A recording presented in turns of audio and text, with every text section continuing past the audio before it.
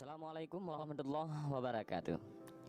Video kali ini kita akan mengisahkan salah seorang ulama besar yang sangat terpenting, yaitu Imam Muslim, yang merupakan salah seorang imam ataupun ulama hadis. Imam Muslim dilahirkan di Naisabur pada tahun 202 Hijriah ataupun 817 Masehi. Imam Muslim bernama lengkap Imam Abul Husain Muslim bin Al-Hajjaj bin Muslim bin Qushais Al-Qushairi An-Naisaburi. Naisabur yang sekarang ini termasuk wilayah Rusia dalam sejarah Islam, kala itu termasuk dalam sebutan Ma Wara'a An-Nahar, artinya daerah-daerah yang terletak di sekitar Sungai Jihun di Uzbekistan, Asia Tengah. Pada masa dinasti Samanid, Naisabur menjadi pusat pemerintahan dan perdagangan selama lebih kurang 150 tahun, seperti halnya Baghdad di abad pertengahan.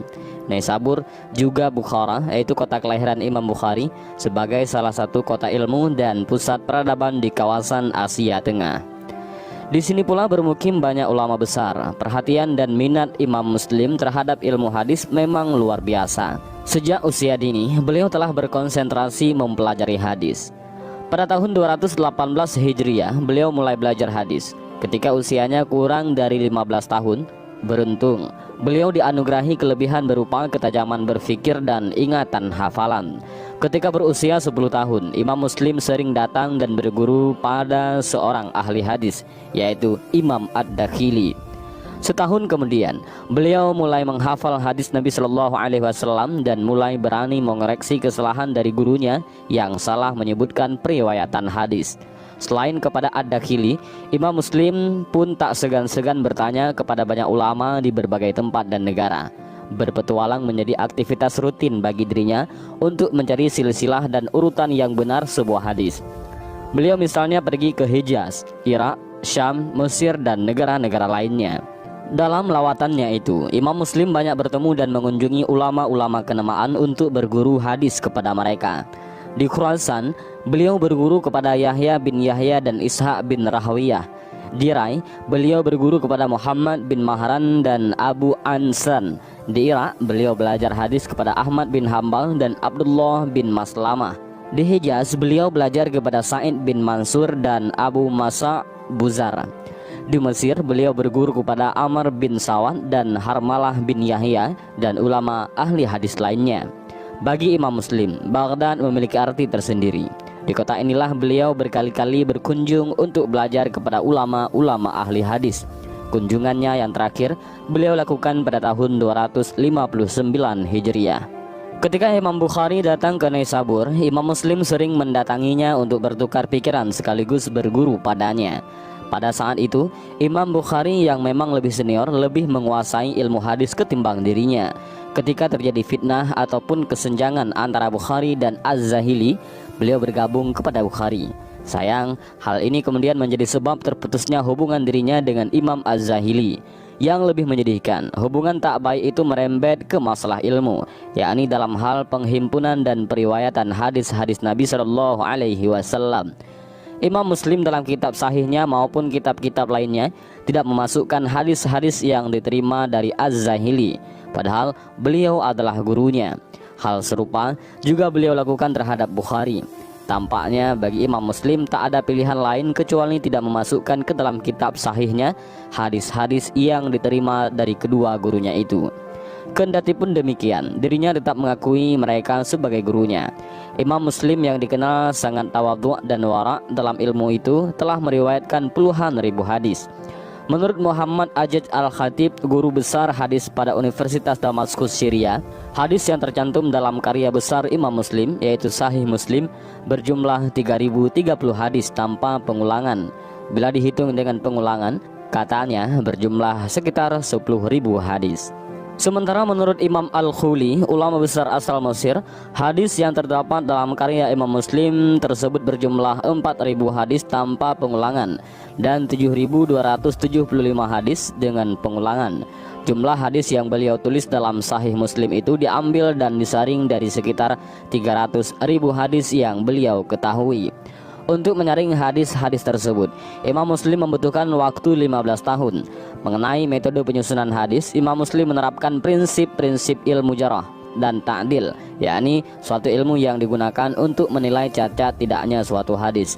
Beliau juga menggunakan sigat at-tahammul, yaitu metode-metode penerimaan riwayat, seperti haddasani yang artinya menyampaikan kepada saya, haddasana menyampaikan kepada kami, ataupun akhbarana mengabarkan kepada kami, dan qala artinya ia berkata.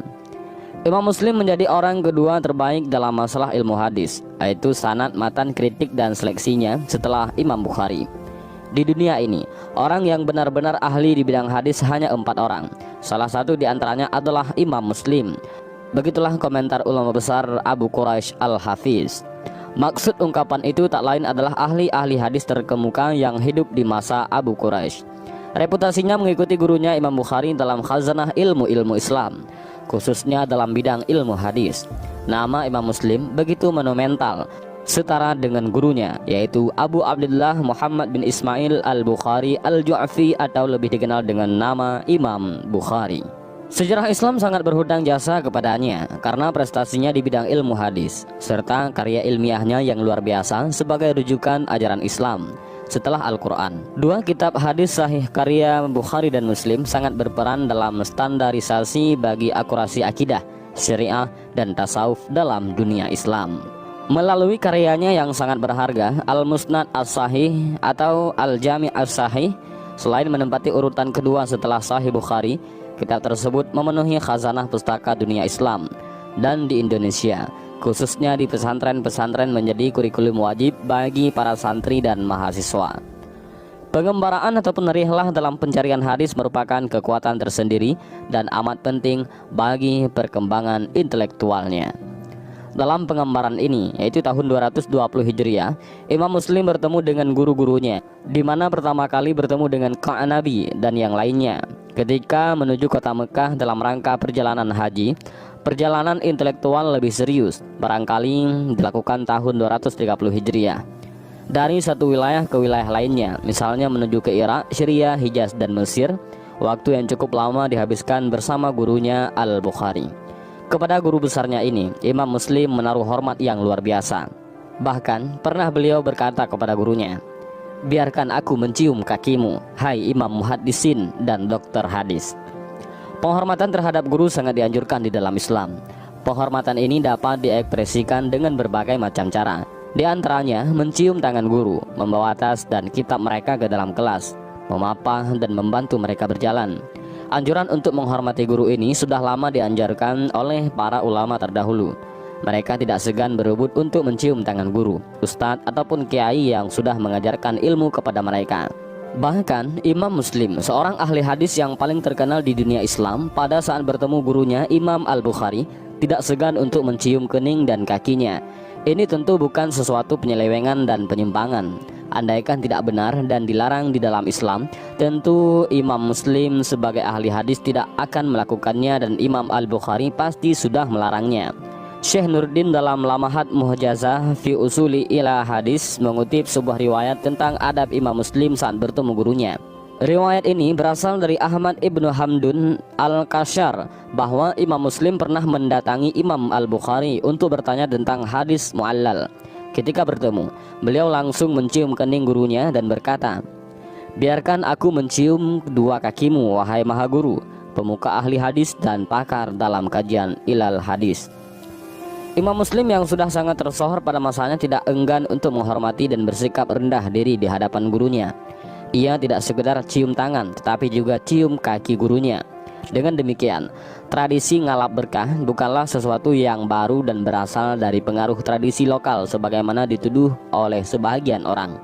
Ini merupakan tradisi yang diwariskan oleh ulama turun-temurun. Yang melakukannya tidak hanya ulama di Nusantara, tetapi juga dilakukan oleh ulama Timur Tengah, meskipun dengan cara yang berbeda-beda. Di samping itu, Imam Muslim memang dikenal sebagai tokoh yang sangat ramah. Sebagaimana Al-Bukhari yang memiliki kehalusan budi bahasa, Imam Muslim juga memiliki reputasi yang kemudian populer namanya sebagaimana disebut oleh Az-Zahabi dengan sebutan Nuhsin dari Naisabur. Maslamah bin Qasim menegaskan, Muslim adalah sakat, agung derajatnya dan merupakan salah seorang pemuka ataupun imam. Senada pula ungkapan ahli hadis dan fuqaha besar Imam An-Nawawi, Para ulama sepakat atas kebesarannya, keimanan, ketinggian, martabat, dan kecerdasan dan kepopularannya dalam dunia hadis. Kitab Sahih Muslim Imam Muslim memiliki jumlah karya yang cukup penting dan banyak. Namun yang paling utama adalah karyanya Sahih Muslim dibanding kitab-kitab hadis sahih lainnya. Kitab Sahih Muslim memiliki karakteristik tersendiri, di mana Imam Muslim banyak memberikan perhatian pada ekstraksi yang resmi. Beliau bahkan tidak mencantumkan judul-judul setiap akhir dari satu pokok bahasan. Di samping itu, perhatiannya lebih diarahkan pada mutaba'at dan syawahid. Walaupun beliau memiliki nilai beda dalam metode penyusunan kitab hadis, Imam Muslim sekali-kali tidak bermaksud mengungkapkan fikih hadis, namun mengemukakan ilmu-ilmu yang bersanad. Karena beliau meriwayatkan setiap hadis di tempat yang paling layak dengan menghimpun jalur-jalur sanadnya di tempat tersebut. Sementara Al-Bukhari memotong-motong suatu hadis di beberapa tempat dan pada setiap tempat beliau sebutkan lagi sanadnya. Sebagai murid yang salih, beliau sangat menghormati gurunya itu, sehingga beliau menghindari orang-orang yang berselisih pendapat dengan Al-Bukhari. Kitab Sahih Muslim memang dinilai kalangan muhaddisun berada setingkat di bawah Al-Bukhari. Namun ada sejumlah ulama yang menilai bahwa kitab Imam Muslim lebih unggul ketimbang kitabnya Al-Bukhari. Sebenarnya kitab Sahih Muslim dipublikasikan untuk Abu Zur'ah, salah seorang kritikus hadis terbesar yang biasanya memberikan sejumlah catatan mengenai cacatnya hadis.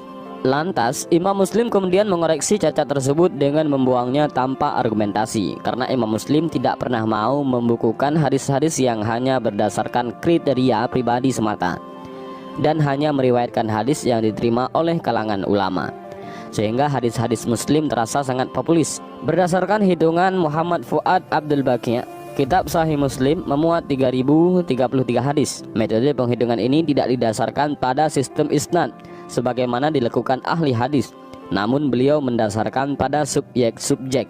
Artinya, jika didasarkan isnad, jumlahnya bisa berlipat ganda. Di antara Al-Bukhari dan Imam Muslim, sebagaimana dikatakan oleh Profesor Mustafa Azmi dalam bukunya Studies in Hadith Methodology and Literature, mengambil keuntungan dari Sahih Bukhari, kemudian menyusun karyanya sendiri, yang tentu saja secara metodologis dipengaruhi karya Al-Bukhari. Antara Al-Bukhari dan Muslim dalam dunia hadis memiliki kesetaraan dalam kesahihan hadis. Walaupun hadis Al-Bukhari dinilai memiliki keunggulan setingkat, namun kedua kitab hadis tersebut mendapatkan gelar sebagai As-Sahihain, artinya dua yang sahih. Sebenarnya para ulama berbeda pendapat mana yang lebih unggul antara Sahih Muslim dengan Sahih Bukhari. Jumhur muhaddisun berpendapat Sahihul Bukhari lebih unggul, sedangkan sejumlah ulama Maroko yang lain lebih mengunggulkan Sahih Muslim. Hal ini menunjukkan sebenarnya perbedaannya sangatlah sedikit, dan walaupun itu terjadi hanyalah pada sistematika penulisannya saja, serta perbandingan antara tema dan isinya. Al-Hafiz Ibnu Hajar mengulas kelebihan Sahih Bukhari atas Sahih Muslim, antara lain karena Al-Bukhari menyarankan kepastian bertemunya dua perawi yang secara struktural sebagai guru dan murid dalam hadis mu'an'an, agar dapat dihukumi bahwa sanadnya bersambung. Sementara Imam Muslim menganggap cukup dengan kemungkinan bertemunya kedua rawi tersebut dengan tidak adanya tadlis. Al-Bukhari mentakhrij hadis yang diterima para perawi sakat derajat utama dari segi hafalan dan keteguhannya, walaupun juga mengeluarkan hadis dari rawi derajat berikutnya dengan sangat selektif. Sementara Imam Muslim lebih banyak pada rawi derajat kedua dibanding Bukhari. Samping itu, kritik yang ditunjukkan kepada perawi jalur Muslim lebih banyak dibanding kepada Al-Bukhari. Sementara pendapat yang berpihak pada keunggulan Sahih Muslim beralasan sebagaimana dijelaskan oleh Ibnu Hajar, bahwa Imam Muslim lebih berhati-hati dalam menyusun kata-kata dan redaksinya, karena menyusunnya di negeri sendiri dengan berbagai sumber di masa kehidupan guru-gurunya. Beliau juga tidak membuat kesimpulan dengan memberi judul bab sebagaimana Bukhari yang lakukan, dan sejumlah alasan lainnya. Namun prinsipnya tidak semua hadis Bukhari lebih sahih ketimbang hadis Muslim, dan sebaliknya. Hanya pada umumnya kesahihan hadis riwayat Al-Bukhari itu lebih tinggi derajatnya daripada kesahihan hadis dalam Sahih Muslim. Dan yang jelas, kitab Sahih Bukhari dan Muslim yang kedua-keduanya itu hebat, tidak ada kekurangannya sedikit pun. Dan anehnya, para ulama berbeda pendapat bukan pada sisi kekurangannya kitab tersebut, tetapi mana yang lebih unggul. Dan ini artinya kedua kitab itu memang kitab yang luar biasa, tidak ada kekurangannya. Dan tentang karya-karya Imam Muslim ada mimin tulis di bawah di kolom deskripsi. Dan cukup sampai di sini kisah kita kali ini, kisah tentang Imam Muslim. Semoga bermanfaat. Bagi kawan-kawan yang ingin request mau Mimin buat kisah apa, boleh langsung DM Mimin di Instagram Mimin yang ada di bawah deskripsi. Dan demikian, wallahu a'lam bishawab. Assalamualaikum warahmatullahi wabarakatuh.